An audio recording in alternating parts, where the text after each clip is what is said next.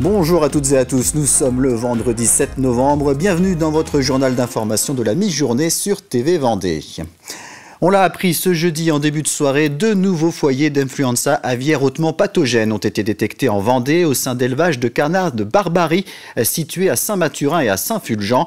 Il s'agit des 4e et 5e foyers confirmés dans le département en moins de 3 semaines. Des mesures de protection ont été mises en place autour des sites concernés. Pour rappel, la maladie est hautement mortelle pour les volailles et inquiète l'ensemble de la filière. Le risque de transmission à l'homme est en revanche très faible. À La Roche-sur-Yon, une centaine de manifestants étaient rassemblés devant la préfecture ce jeudi matin à l'appel des syndicats et des associations de retraités. Un rassemblement à l'appel d'une mobilisation nationale contre le budget 2026 de l'État. Les motifs d'inquiétude sont notamment le gel des pensions et des minima sociaux, la suppression de l'abattement fiscal de 10% ou encore le durcissement des franchises médicales. Les syndicats de retraités dénoncent plus largement la politique d'austérité du gouvernement. Il faut quand même savoir que les retraités sont des citoyens qui ne sont pas des inactifs, au contraire, on les voit comme maires, on les voit dans les associations, on les voit pour garder leurs petits-enfants et voire même leurs parents. Donc les retraités, ce sont des citoyens à part entière et très actifs. Donc on ne peut pas supporter cette stigmatisation volontaire de la part du gouvernement. C'est non, non et non. On parle tourisme à présent. La saison 2025 en Vendée se termine sur un bilan stable, proche de celui de 2024. Entre le 1er avril et le 30 octobre, plus de 30 millions de nuitées ont été enregistrées, tout mode d'hébergement confondu. Un bilan satisfaisant pour les hébergeurs, plus modéré pour les lieux de visite et les activités de loisirs.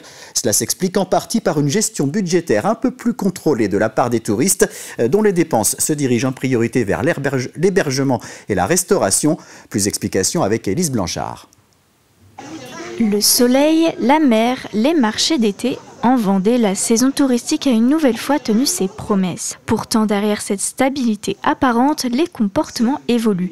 Les vacanciers dépensent autrement, ils comptent un peu plus et dépensent un peu moins. On a eu en 2025 une bonne saison touristique avec une fréquentation similaire à celle de 2024, qui était déjà une bonne année.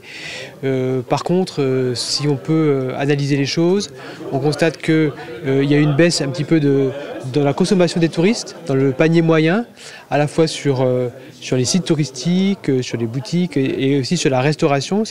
Ça traduit aussi bien sûr un pouvoir d'achat plus surveillé, entre guillemets, et puis aussi des pratiques de consommation qui évoluent. Et donc il faut que la profession s'adapte à ces tendances de consommation pour continuer à se développer et proposer le meilleur aux touristes qui viennent en Vendée. Pour certains acteurs, la saison a même dépassé les attentes. Les Gîtes de France Vendée affiche une hausse de 13% sur l'année 2025. Preuve de l'attrait durable pour le tourisme rural et les séjours nature. De quoi aborder avec optimisme les réservations pour 2026 qui ont déjà commencé. Les premières semaines de location en hors saison sont à 400 €. La pleine saison, c'est 800, donc c'est très accessible. Et puis surtout, on se retrouve avec des jeunes enfants ou avec les papis-mamies et des enfants. Et puis cette Vendée, nous sommes sur tout le département. On peut profiter des marais, des zones sensibles, des zones environnementales riches, et puis des produits du terroir et puis du patrimoine culturel, bien sûr. Après une belle saison 2025, la Vendée prépare déjà la suivante. En 2026, la gastronomie sera à l'honneur avec la volonté de valoriser les producteurs du territoire et les restaurateurs locaux. Au Sables d'Olonne, une centaine d'artistes étaient réunis le week-end dernier à l'occasion de la 3e édition du Vendée Art Show. L'événement qui se tenait au centre des Atlantes a permis de rassembler des artistes majoritairement vendéens afin qu'ils présentent leurs œuvres à un large public. L'occasion de se pencher sur une problématique, comment réussir à vivre de son art aujourd'hui en Vendée? Élément de réponse avec ce reportage de Grégoire de Châtillon. Créer pour un artiste n'est pas le plus difficile, en vivre l'est davantage, alors ce genre de salon est fait pour eux. Cependant, ils doivent dépenser des centaines d'euros pour la location de leur stand. Vivre de son art est souvent pour eux une histoire de compromis. J'ai 2 activités, donc je suis gestionnaire de paye d'un côté, de l'autre côté je suis artiste peintre. J'ai un travail fixe encore, plus pour très longtemps parce que la retraite arrive. C'est pas très facile, il vaut mieux avoir une seconde activité. C'est sûr que c'est plus compliqué qu'il y a quelques années, ça c'est une évidence. Ça passe, c'est du plaisir, l'art, c'est pas quelque chose d'essentiel.